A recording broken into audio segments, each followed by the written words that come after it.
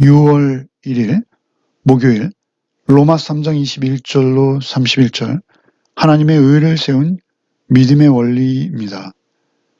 바울 사도께서는 3장 전반부에 유대인들이 당할 심판의 당연함을 강조하셨습니다. 모든 사람이 죄를 범하였다라는 것이죠. 10절과 12절로 이어지는 의인은 없나니 하나도 없다라는 것이죠. 이것은 진리입니다.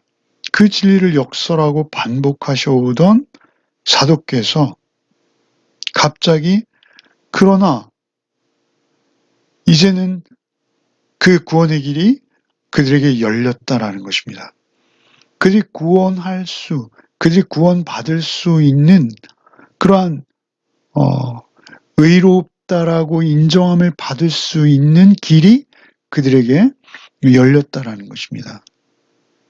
그래서 이제는 전혀 새로운 방법, 예수 그리스도를 믿는 믿음으로만 구원 얻는, 그리고 의롭다함으로 인정받는 그러한 새로운 인류 구원의 길이 그들에게 나타났다는 것이죠.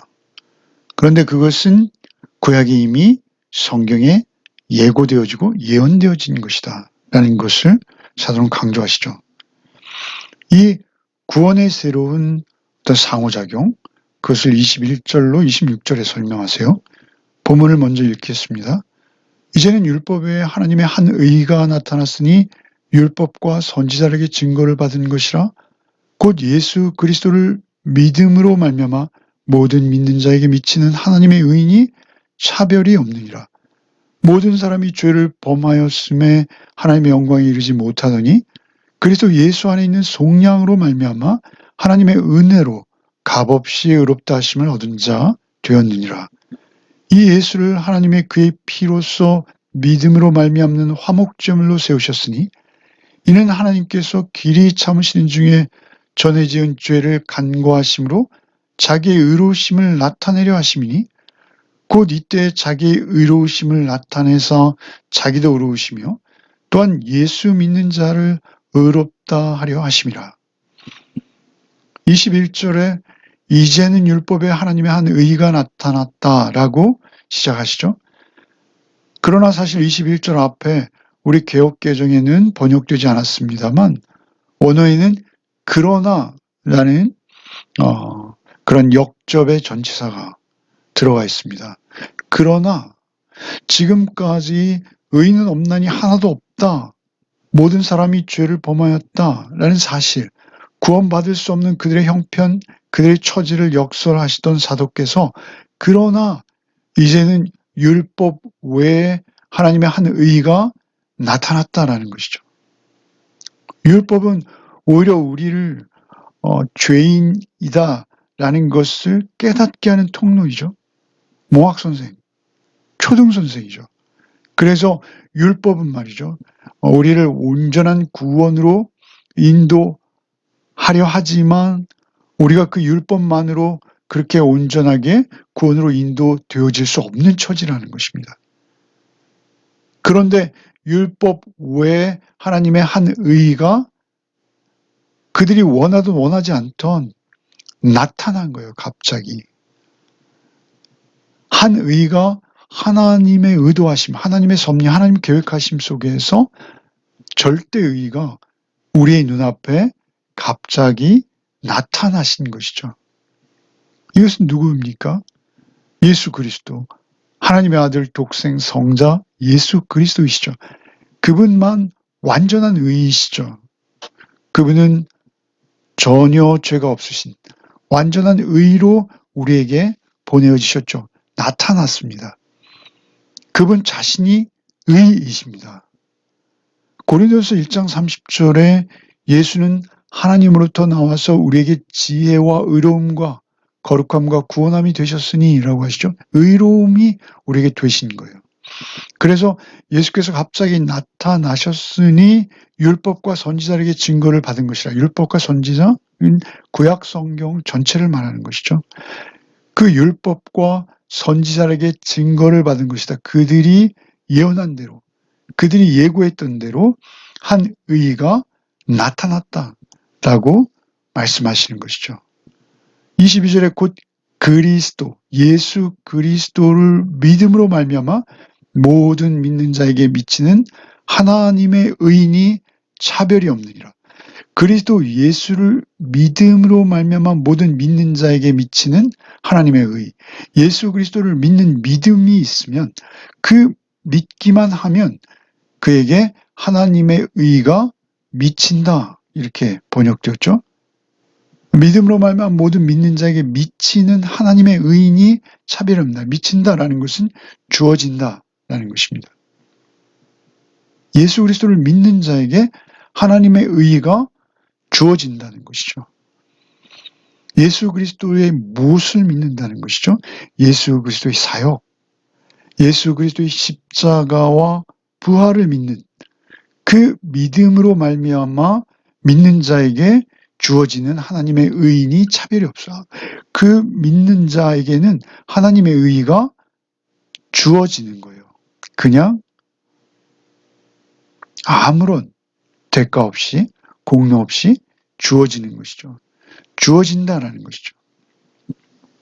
여러분의 나라들 호쿠마의 한 주석가는 이 주어진다, 미친다라는 이 대목을 주석하면서 믿음은 하나님의 선물을 받는 마음의 손이라고 말해요. 하나님의 선물을 받는 마음의 손. 그 아무 공로 없이 의인 없는, 하나도 없는 그 죄인이 말이죠. 그 더럽고 누추한 손으로 하나님 앞에 그 선물, 의로움, 완전한 의를 받기 위해서 우리의 손을 내미는 것. 그것이 믿음이라는 것이죠. 그런데 그 내밀기만 하면 하나님의 은이 차별이 없느니라. 차별 없이 하나님 모두에게 주신다라는 것이죠. 유다나 헬라인이나 종이나 자유자나 남녀노소, 믿은 자, 믿음이 있는 자에게는 하나님의 의를 공평하게 차별 없이 모두에게 나눠주신다. 23절에 모든 사람이 죄를 범하였음에 하나님의 영광에 이르지 못하더니, 우리는 스스로 하나님의 영광에 이를 수 없는 자들이죠.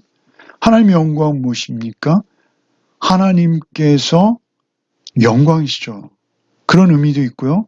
또한 하나님께서 부여해 주신 영광스러운, 원래 우리가 범죄하기 전에 가지고 있던 우리의 지위, 우리의 인격, 그래서 예를 든다면 하나님의 회복된 온전한 하나님의 형상을 지니게 되는, 그것을 하나님의 영광에 이른다라고 표현할 수 있는 것이죠.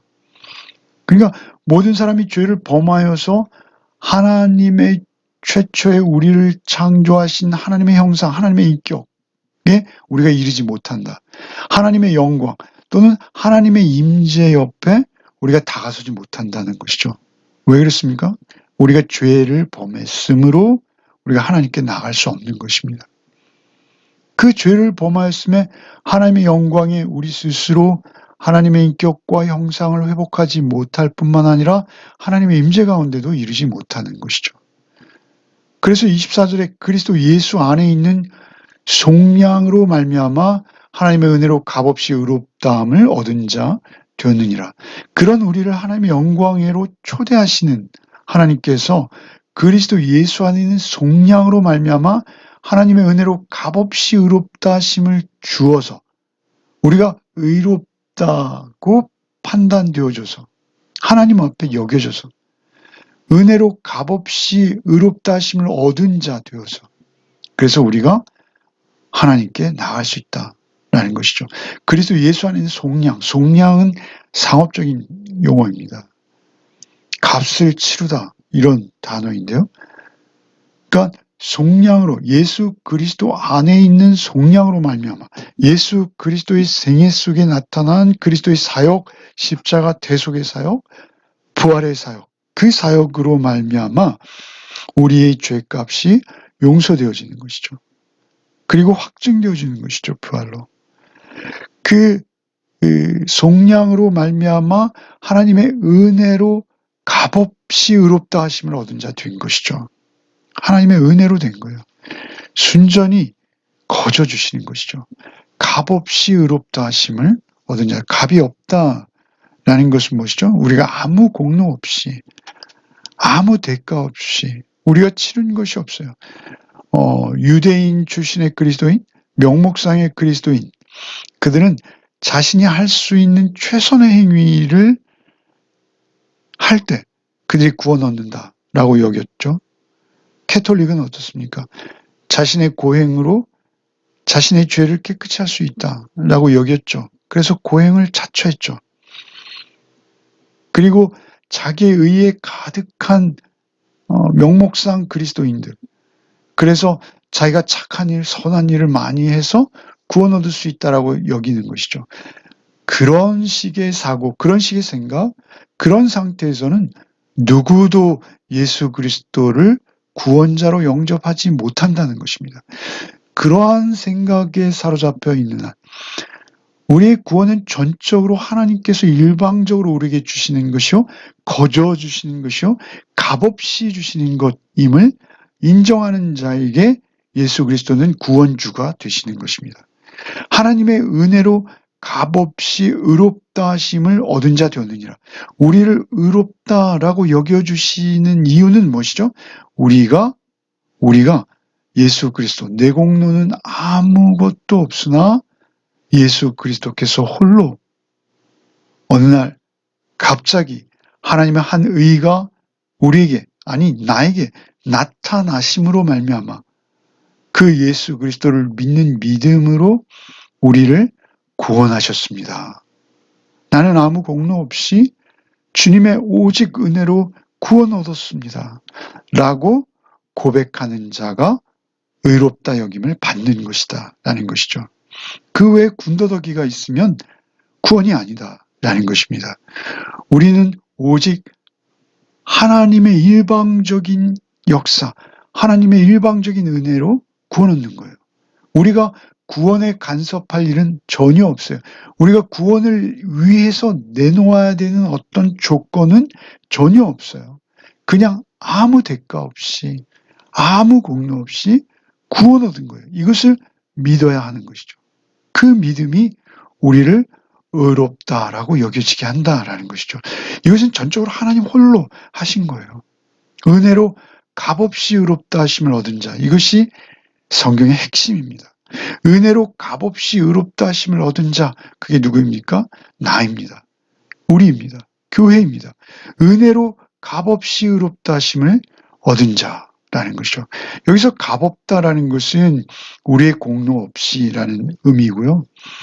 그렇다고 해서 값이 없이 이루어진 건 아니죠. 우리가 치르지 않았어요. 우리는 전혀 간섭하거나 참여할 수 없어요. 예수께서 홀로 그 값을 다 치르셨어요. 뭘로요? 피로. 주님의 피로. 그것은 값으로 따질 수 없는 값이에요. 은혜로 값없이 의롭다 하심을 얻은 자 되었느니라. 25절에 이 예수를 하나님의 그의 피로써 믿음으로 말미암은 화목제물로 세우셨으니 그의 피가 우리를 속하는 거예요. 우리가 민수기에서 35장이죠. 피를 흘리게 한 자는 그 흘리게 한 자의 피가 아니면 그 죄를 속할 수 없다라고 하셨잖아요. 그런데 하나님께서는 그 우리가 흘리게 한 그 피도 예수의 피로 갚아주시는 거예요. 그래서 예수님은 하나님이 그의 피로써 믿음으로 말미암은 화목제물로 세우셨으니, 화목제물이라는 건 무엇이죠? 이게 원래 헬라어로는 70인역에서는 이것이 속죄소라는 단어입니다. 화목제물도 동일한 의미예요. 하나님과 죄인이 만나는 곳이죠. 하나님께서 죄인을 그 피로 사시고 의롭다 여겨주시고 함께 만나는 거예요. 그 화목제물로 세우셨으니, 피로써 믿음으로 말미암는 화목제물로 세우셨으니 이는 하나님께서 길이 참으시는 중에 전에 지은 죄를 간구하심으로 자기의 의로우심을 나타내려 하심이니. 전에 지은 죄를 그냥 지나쳐 버리시는 것이죠. 왜요? 자기 의로우심을 나타내려고. 그러니까 하나님은 절대의이시죠. 그 절대의는 죄를 보면 심판하셔야 합니다. 죄는 당연히 심판받아야 돼요. 그리고 그 죄를 심판하시 아니하시면 하나님께서 하나님 되실 수 없어요. 그러니까 죄를 심판하신 하나님께서 죄를 심판하셔야만 하는데 당신의 아들 예수 그리스도의 피 흘리심으로 말미암아 그 죄의 값이 대신 치루어지고 이제는 그 죄값이 치루어졌기 때문에 심판하지 않으시는 것이죠. 그것이 하나님의 의입니다. 하나님의 의를 예수의 피로 충족시키게 된 거예요. 그래서 자기의 의로우심을 나타내려 하십니다. 라는 것은 그 아들의 피로 화목제물로 세우시는 것, 그것으로 하나님의 의가 채워진 거예요. 하나님의 의가 만족되어진 거예요. 그래서 자기의 의로우심도 아들의 피로 드러내신 거예요. 하나님의 의로우심이 무너지면 이 우주는 무너지는 거예요. 하나님의 의로우심이 이 전 우주와 지구를 떠받치고 계신 것이죠. 그 의로우심은 절대 피할 수 없어요. 없어질 수도 없고요. 하나님은 의 자체이세요. 그런데 그 의로우심을 나타내게 하시기 위해서 그리고 26절에 곧 이때 자기의 의로움을 나타내서 자기도 의로우시며 또한 예수 믿는 자를 의롭다 하려 하심이라. 그러니까 예수 그리스도의 죽음이 하나님의 의를 나타내고 세운 거예요. 하나님은 절대의심을 드러낸 것이죠. 그로 인해서 예수 믿는 자도 또한 의롭다고 일컬을 수 있게 된 거예요. 의롭다고 여겨질 수 있게 된 거예요. 그 모든 열쇠는 어디에 있다? 예수의 피. 예수께서 화목제물 되심. 그로 말미암아 하나님도 의로워지시고 우리도 의롭다함을 얻게 되어졌다라는 것이죠.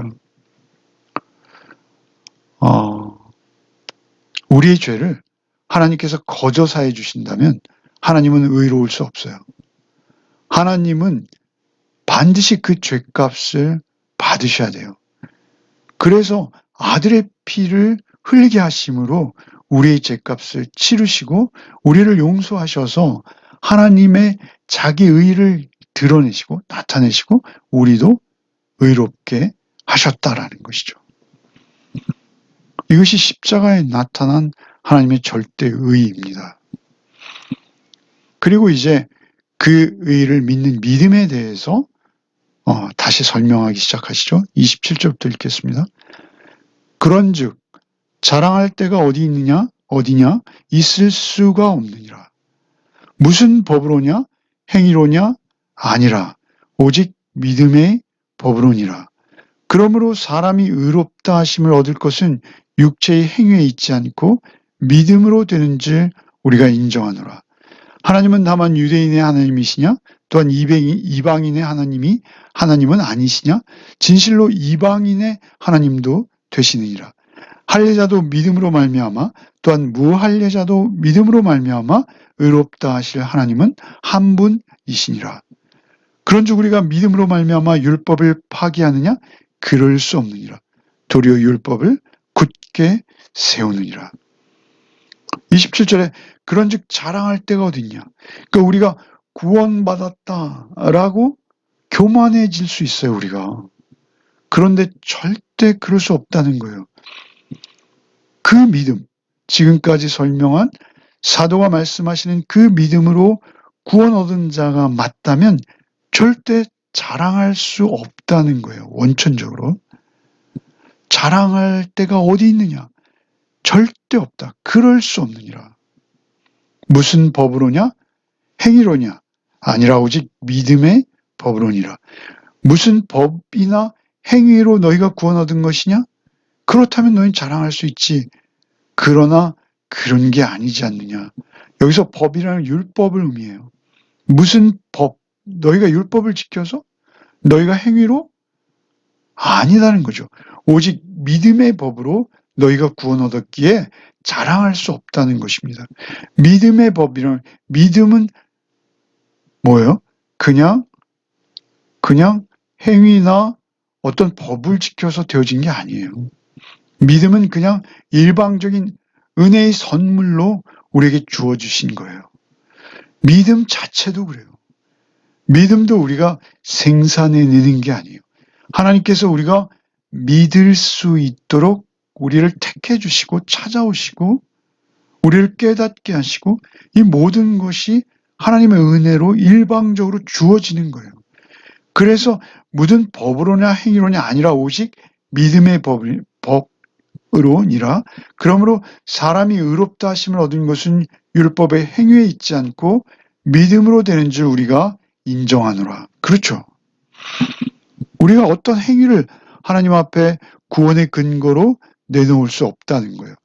그 행위로 우리가 절대 구원 얻을 수 없는 존재들이라는 것이죠. 그렇죠. 우리의 착한 선한 행위조차도 사실은 냄새나고 추할 수 있어요. 우리가 정말 선한 행위를 한다면 그것은 우리의 믿음이 우리를 선한 행위로 인도한 것이죠. 그래서 그 선한 행위 자체도 내 몫이 아닌 거예요. 그래서 행위에 있지 않고 믿음으로 되는 줄 우리가 인정하노라. 29절에 하나님은 다만 유대인의 하나님이시냐 또한 이방인의 하나님은 아니시냐. 유대인이나 이방인이나 이 믿음의 원리에 대해서는 차별이 없다는 것이죠. 30절에 할례자도 믿음으로 말미암아 또한 무할례자도 믿음으로 말미암아 의롭다 하실 분은 한 분이시라. 유대인이 되었던 할례를 받지 않은 이방인이 되었던 어쨌든 오직 믿음이 있느냐 없느냐만이 구원의 조건인데 그 믿음도 주께서 우리에게 은혜로 주신 것이라는 것이죠. 31절에 그런즉 우리가 믿음으로 말미암아 율법을 파기하느냐 그럴 수 없느니라 도리어 율법을 굳게 세우느니라. 근데 놀라운 것은 율법의 행위로 우리가 구원 얻는 것이 아니죠. 그럼에도 불구하고 우리가 믿음으로 구원 얻으면 우리는 오히려 율법을 굳게 세운다. 율법을 굳게 세운다. 그러니까 율법을 지켜내는데 그것을 나의 공로로 나의 행위로 지켜내는 것이 아니라 믿음으로 율법을 지키게 되어지는 거예요. 그래서 율법을 굳게 세운다. 이렇게 말씀하시죠. 그러니까 예수께서 오셔서 뭐라 하십니까? 내가 율법을 폐하러 온 자느냐? 그렇지 않다. 나는 율법을 완성하러 왔다. 율법의 완성자라고 예수께서는 스스로를 소개하시죠. 어떻게 율법을 세웁니까? 믿음이 있으면 세운다는 것이죠. 우리가 산상순에서 마태복음 5장에 예수께서 살인하지 말라 했으나 나는 너에게 말하니 미워하지도 말라. 간음하지 말라 했으나 음란한 마음도 품지 말라. 예, 그겁니다. 율법에는 살인하지 말라, 간음하지 말라 이렇게 하지만 우리가 믿으면 예수의 피로 예수께서 화목제물 되셔서 나를 하나님 앞에 의롭다 여김 받게 해주신 그 은혜, 나는 아무 공로 없이 구원받은 그 은혜가 우리 안에 역사하고 있으면, 그 믿음이 우리 안에 계속 살아있으면 우리는 미워하지도 않고 음란한 마음도 이겨낼 수 있다. 넉넉히 이겨낼 수 있다. 라고 말씀하시는 것이죠. 그 믿음이 이루어지는 것입니다. 오늘 우리가 이 말씀을 통해서 하나님 앞에 늘 그 믿음을 주십시오. 그 은혜를 오늘도 허락해 주십시오. 라고 요구할 수 있어야 합니다. 구하고 찾고 두드려야 하는 것이죠. 우리의 손을 하나님 앞에 늘 내밀 수밖에 없는 것이죠. 은혜와 평강이 우리에게 있어야 하는데요. 은혜가 먼저 있어야 합니다. 은혜가 있을 때 우리는 평안하게 그리스도인으로서의 삶을 살아낼 수 있는 것이죠. 율법을 지키는 것이 아니라 우리의 마음속에서조차 회복된 하나님의 형상으로 하나님의 인격과 성품을 닮아가는, 쫓아가는 그런 우리의 삶이 되어질 수 있다라는 것이죠. 기도하겠습니다. 주님, 감사합니다. 우리를 찾아오셔서 아무 공로 없으나 거저 값없이 일방적인 하나님의 은혜로 십자가 피로 우리를 구속하신 예수 그리스도를 믿게 하시니 참으로 감사합니다. 언제나 그 믿음으로 우리가 승리할 수 있도록 주 우리를 인도하여 주시옵소서. 오늘 하루의 삶도 전적으로 그 믿음 안에서, 그 주시는 은혜 안에서 먹고 마시며 또 그 은혜를 흘려보내는 자로 하루를 살아내게 하여 주시옵소서. 예수 그리스도 이름 받들어 기도하옵나이다. 아멘.